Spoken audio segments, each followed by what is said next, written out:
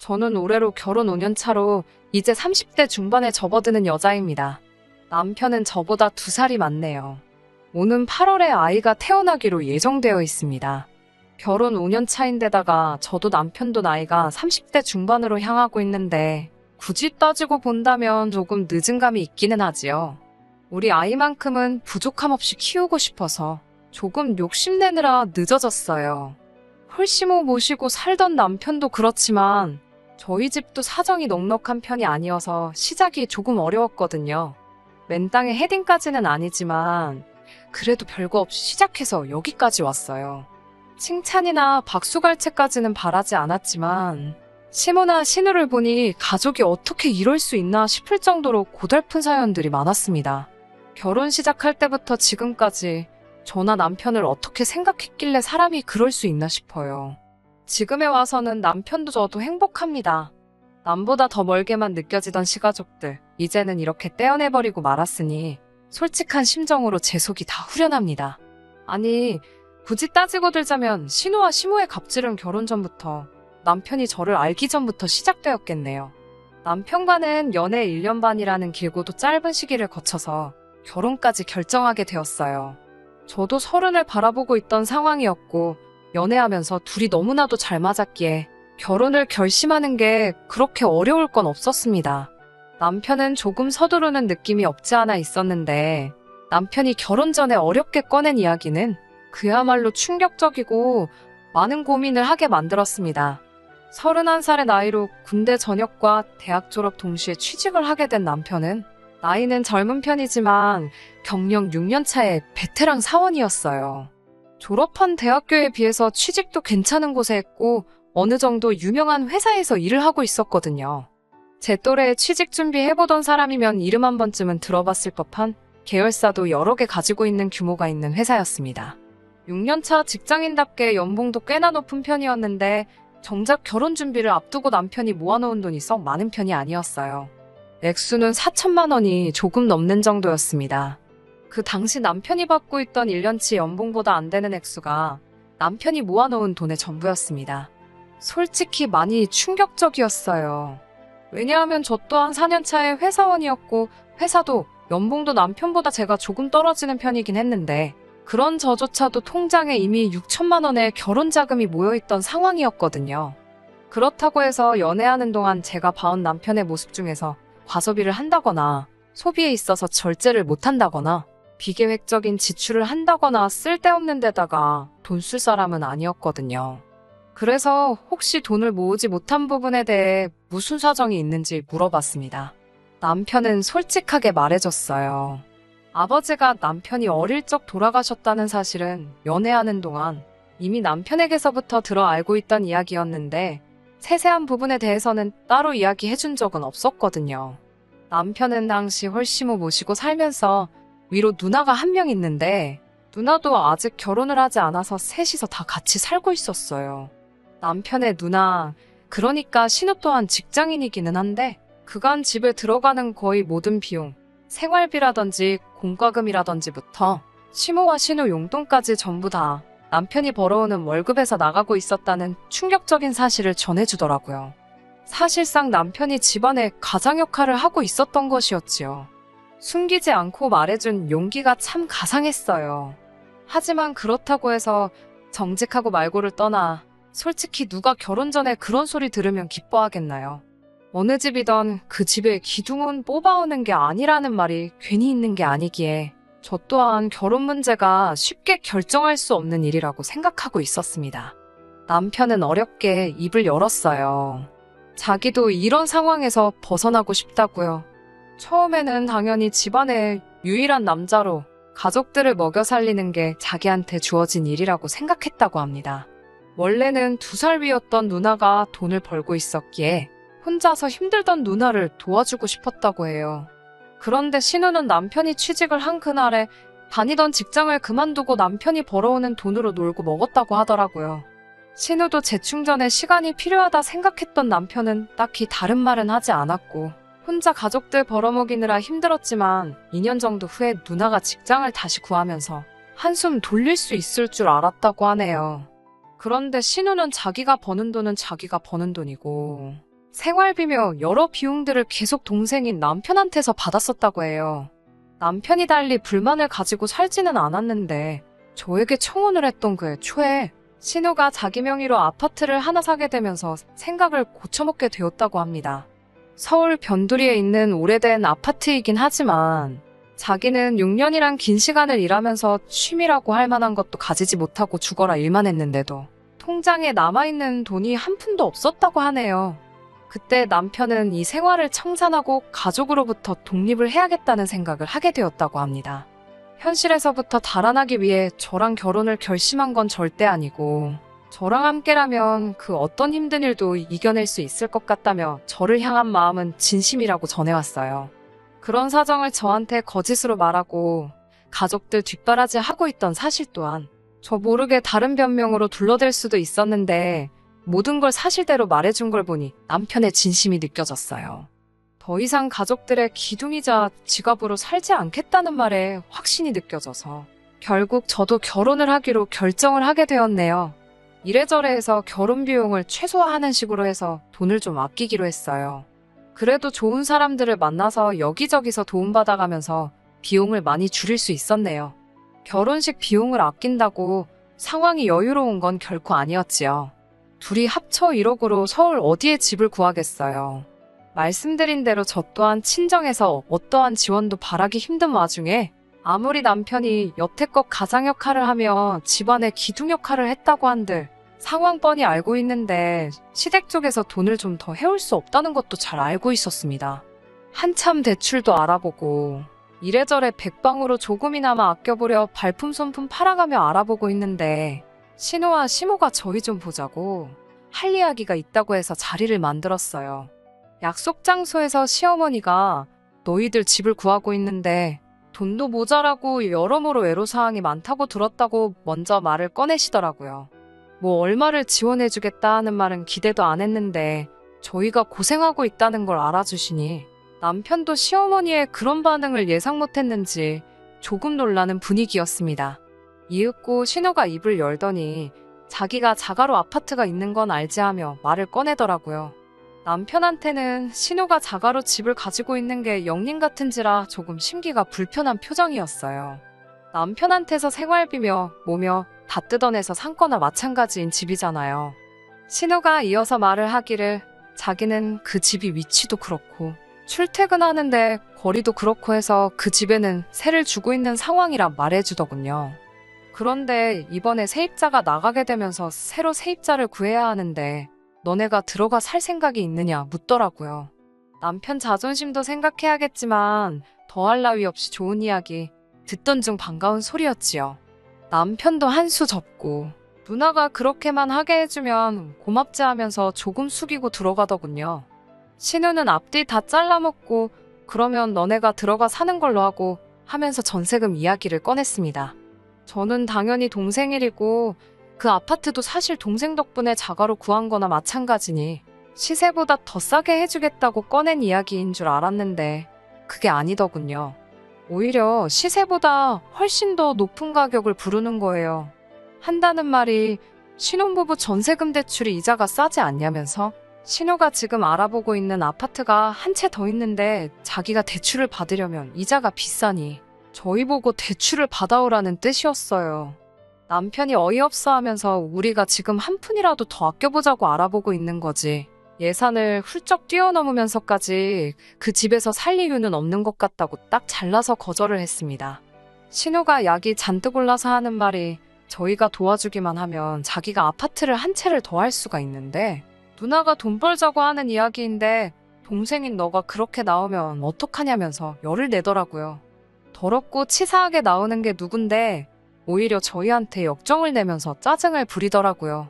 시모도 나서서 남편 보고 이자 싸게 돈 좀 해오라고 가족끼리 서로 도와야지 않겠냐고 하는데 말이 가족끼리 서로 돕자는 거지. 일방적으로 저희가 희생을 하라 강요하는 소리였어요. 남편도 저한테 했던 말이 있으니 굴하지 않고 그렇게 할 생각 없다고 단호하게 나오니 신우가 이내 잠잠해지더니 알겠다고 하나뿐인 동생 위해서 자기가 손해 좀 감수를 하겠다고 나오더라고요. 그런데 전세금도 매물 나와 있는 거에 비해 별반 차이 없는 금액을 말하면서 싸게 들어와서 살게 해주는 대신에 조건이 있다면서 말도 안 되는 요구를 하기 시작하는 겁니다. 자기가 잘 아는 업체 알아봐 놓은 데가 있다고 저희가 새들어 살다가 인테리어를 싹 다 새로 해놓고 나가기만 하면 된다고 하는 거예요. 그러면서 견적이라고 말하는데 2년 내로 하면 지금 내놓은 견적 그대로 해주기로 했다고 3천만 원만 따로 모아놓으라는 거예요. 속이 훤히 보이더군요.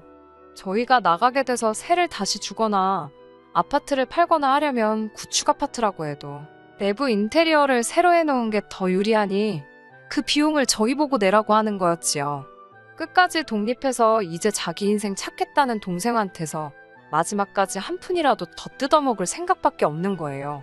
남편도 결혼하면서 이제 생활비도 더 줄 수가 없다 이미 말을 했다고 하니 신우랑 시모도 이번이 마지막 기회라고 생각했는지 마지막 한 방울까지 다 짜내서 털어먹으려는 계획을 가지고 있던 겁니다.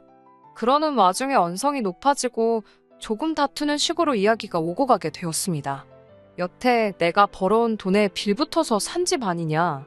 어차피 그 집은 전세로 들어가도 우리 예산을 초과해서 그 돈 내고 전세로 들어갈 생각도 없다 하고 못을 박았어요.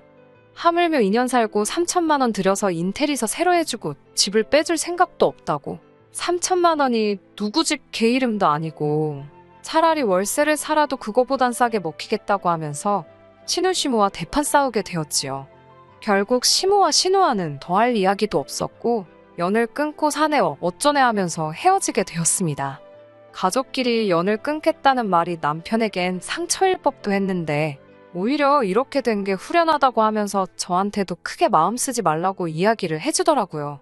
겉으로는 아무렇지 않은 척 하지만 속은 말이 아니겠구나 싶었습니다. 그렇게 저희는 결혼을 하게 되었어요. 결혼식도 스몰 웨딩보다도 훨씬 더 조촐하게 했습니다. 어차피 시모와 신우가 연을 끊겠다며 결혼식도 불참하겠다 선언을 했거든요. 신혼집은 교통도 불편하고 집도 오래된 빌라였지만 저희 형편 안에서 가장 좋은 조건으로 구해서 들어갔어요. 어차피 맞벌이 부부였고 둘 다 같은 목적을 가지고 있었으니 그 생활이 힘들거나 하지는 않았습니다.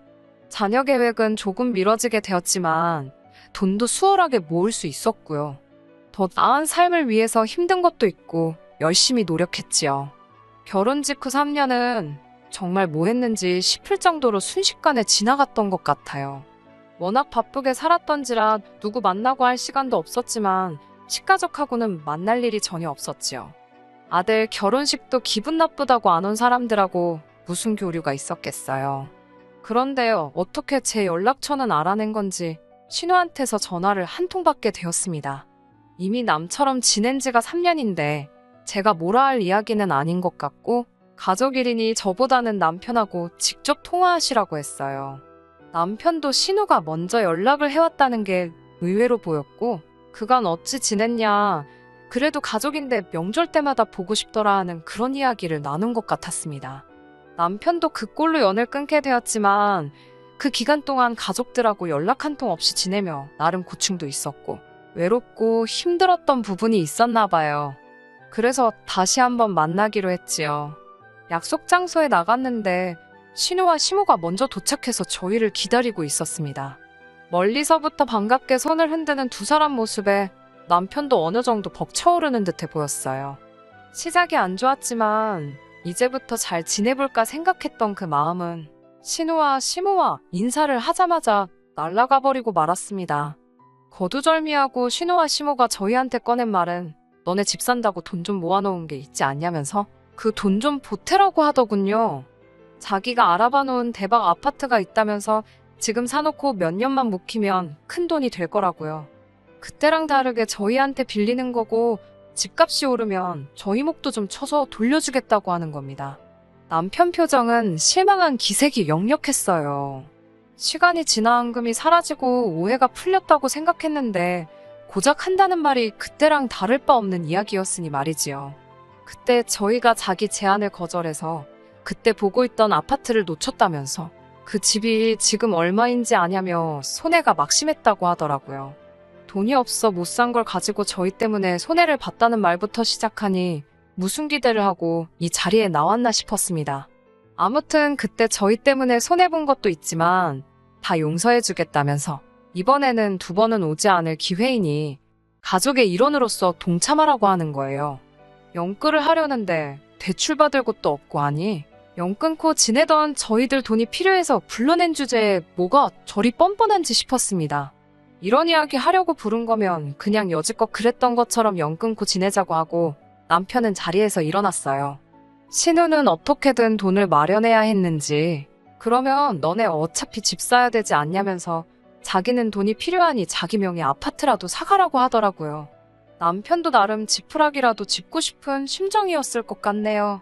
이러나 저러나 저희가 이제 집도 알아보고 싶었고 신우가 돈이 필요해서 금매로 내놓는 집일 테니 조금 싸게라도 해주면 신우는 필요한 돈이 생기는 거고 저희도 적당한 집을 구할 수 있는 거고 가족 간의 불화도 해결되지 않겠나 하는 기대였나 봐요. 마지막이다 하는 심정으로 남편이 얼마에 해줄 건데 하고 물었는데 역시나 우리 신우 그냥 넘어가는 법이 없었네요. 워낙 오래된 아파트고 위치도 위치인데다가 단지도 작아서 재개발 이야기가 10년도 전부터 있던 곳인데 아직도 재개발 소식이 없어서 서울 집값이 그렇게 오르던 와중에도 집값이 변동이 전혀 없는 아파트였어요. 그런데 신우가 그 아파트 가만 냅두기만 해도 10억까지 올라갈 아파트라고 하면서 3억짜리 아파트를 저희 보고 5억에 가져가라고 하더군요. 몇 년만 지나면 저희들 앉아서 5억을 버는 거라고 하면서요. 남편이 자기가 무슨 기대를 한 건가 싶은 표정을 지으면서 누나 지금 미쳤냐고 제정신이냐고 한마디 하더라고요. 세상 어느 멍청이가 3억에 매물이 몇 개나 있는 아파트를 5억을 주고 사가겠냐고 하면서 제발 정신 좀 차리고 내 돈 털어먹을 생각 좀 하지 말라고 일침을 날리는데 제 속이 다 후련하더라고요. 급전이 필요하면 시세보다 싸게 파는 게 당연한 거 아니냐고 동생이라고 어떻게 한 푼 뜯어낼 생각하지 말고 엄마도 누나도 정신 차리고 사람답게 살라 말하고 자리에서 일어났습니다. 돌아가는 저희 뒤에다 대고 진짜 연을 끝내 어쩌네. 너 같은 놈은 가족도 아니네 하면서 소리를 지르는데 들은 척도 안 하고 집으로 돌아왔어요. 남편도 이제 더는 아쉬울 것도 없는지 세상 후련하다고 하면서 앞으로 우리 잘 될 생각만 하자고 가족들 정 때문에 잠깐 흔들린 모습 보여줘서 미안하다고 사과하며 다짐을 했습니다. 그리고 작년 늦가을에 남편과 제 명의로 드디어 아파트를 구하게 되었어요. 위치가 살짝 아쉽긴 하지만 거의 무일푼으로 시작해서 5년 만에 두 사람의 힘으로 이뤄낸 쾌거라고 생각해서 정말 기뻤네요. 저희가 전문 기술자는 아니지만 이리저리 알아봐서 내부도 직접 고치고 저희들 보금자리를 만들었네요. 겹경사로 이사와 동시에 아이도 생기게 되었고요. 정말 너무 행복했지요. 그리고 새해가 밝고 얼마 지나지 않아서 또 그동안 연락 한 통 없이 지내던 시가족들한테서 연락이 왔어요. 우리가 한 번 속지 두 번은 속지 않는다고 저희 잘 지내는지 궁금해서 연락했다는 말에 시큰둥하게 대답했습니다. 또 말도 안 되는 이유로 우리한테 한 푼이라도 뜯어갈 생각이겠거니 했지요. 소식은 어디서 들었는지 집 샀다는 이야기 들었다며 축하를 해주면서 이제 명절인데 가족끼리 한번 뭉쳐야지 않겠냐고 하는 겁니다. 사뿐히 무시해주고 있었는데 설 당일날 우리 집은 어떻게 알고 찾아왔어요. 남편이 그나마 외삼촌 한 분하고는 연락을 하고 지냈는데 삼촌 통해서 수소문해서 찾아왔다고 하더라고요. 그런데 시무랑 신우가 몰골이 말이 아니었어요. 그동안은 집 보러 다닌다고 절대 후줄근하게 하고 다니던 사람들은 아니었는데 말입니다. 살도 좀 빠져 있었고요. 근처 마트에서 집들이 선물이랍시고 휴지도 사오고 했더라고요. 남편이 여기는 왜 왔냐고 날이 잔뜩 서 있는데 그 몰골을 보니 그냥 보내기도 그래서 들어오라고 했지요. 집을 둘러보더니 잘해놓고 산다고 보기 좋다고 하면서 웬일로 가족 같은 말을 건네주더라고요. 또 무슨 어이없는 투자권유를 하며 우리 돈 빼먹을 생각을 하려나 했더니 이번엔 투자권유가 아니었어요. 대뜸 자기들 좀 살려달라고 빌기 시작하대요. 이야기를 듣자 하니 2년 전에 저희한테 아파트 새로 하나 알아놨다고 돈 내놓으라고 했던 그 아파트 있잖아요. 신우명의 아파트는 팔아서 자본을 만들고 시어머니 집도 담보로 대출받고 여기저기서 있는 대로 연끌을 해가지고 기어이 그 집을 샀나 봐요. 그런데 이번에 부동산 대란이 오면서 그 집은 신우랑 시모가 그 당시에 영끌했을 때보다도 가격이 폭락을 했답니다. 그런데 이자는 이자대로 나가고 있고 두 사람 벌이로 도무지 그 이자조차 감당할 수 있는 수준이 아니라는 거예요. 신우도 시모도 그 이자 감당하겠다고 투자까지 뛰고 있는데도 택도 없다고 합니다. 집은 금매로 내놓긴 했는데 누가 사가는 사람도 없나 봐요. 그 집이 정리되는 대로 빚잔치하고 저희 돈도 다 갚을 테니까 팔릴 때까지 이자 내는 것 좀 도와달라고 거의 바짓가랑이라도 붙잡을 기세로 제발 좀 도와달라고 울부짖더라고요. 목소리 떵떵거리던 양반들이 저 자세로 나오니까 솔직히 마음이 조금 그랬는데 남편이 그동안 쌓인 게 많았는지 일침을 놓더라고요. 누나나 엄마가 내가 가족들 도움 필요로 할 때 뭐 하나 도와준 적이 있느냐면서 어떻게든 나한테 한 푼이라도 더 가져갈 생각만 하던 사람들이 이제 와서 도와달라고 하면 자기가 도와주겠냐고요. 집들이 선물이라고 사온 휴지를 던지면서 이 휴지가 내가 첫 직장 취직하고 나서 처음으로 누나랑 엄마한테 뭐 하나 받아보는 거라고 만약에 생각했던 대로 투자가 잘 돼서 떼돈을 벌었으면 지금 이 자리에 나를 찾아오기나 했겠냐 하면서요. 그때 내가 내 돈 투자해서 날려먹었으면 어떻게 할 생각이었냐고. 이렇게 된 거 다 자업자득이지 않냐며 일 없으니 제발 가라고 엄마나 누나나 제발 염치 좀 챙기고 살고 이제 진짜 두 번 다시 우리 앞에 나타나지 말라고 속 시원하게 한마디 하더라고요. 얼마 전에 연락이 왔어요. 어떻게 신우랑 시모는 그 아파트를 정리하기로 했나 보더라고요. 손해가 막심했지만 그래도 다행인 건 빚은 남지 않았나 봐요. 아직 시어머니 집이 있으니 두 사람 빚 없이 지낼 곳도 있고 사는데 지장은 없을 건가 봐요. 신우랑 시모가 눈물로 용서를 구하고 앞으로 두 번 다시 돈에 관련된 이야기는 하지 않겠다고 다짐을 하는데도 남편은 단호하게 그냥 거리 두고 지내자고 못을 박더라고요. 남편은 가족과 완전히 등지게 되었으니 마음 아픈 일이겠지만 이미 5년을 연을 끊고 살았는데 어느 정도 이겨낸 것 같아 보이더라고요. 사람 쉽게 변하지 않는다고 지금이야 맘고생이 끝났으니 저럴 수도 있는 거고 아직 완전 쫄딱 망한 게 아니니 또 무슨 건덕지만 생기면 안 좋은 일로 얽히게 생겼으니 그냥 이렇게 있어도 문제 없다고 그냥 앞으로 우리 인생에만 집중하고 행복하게 살자고 하더라고요. 10년간 속에 삭혀만 두고 담아두고 있던 말을 했으니 남편 속이 얼마나 후련했을까 싶어요.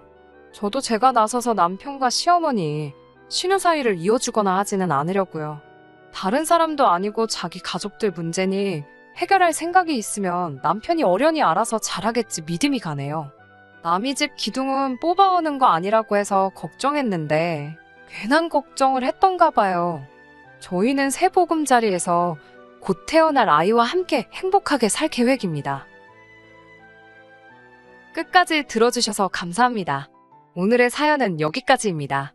구독과 좋아요, 알람 설정 부탁드리고 더 좋은 사연으로 다시 찾아뵙겠습니다. 감사합니다.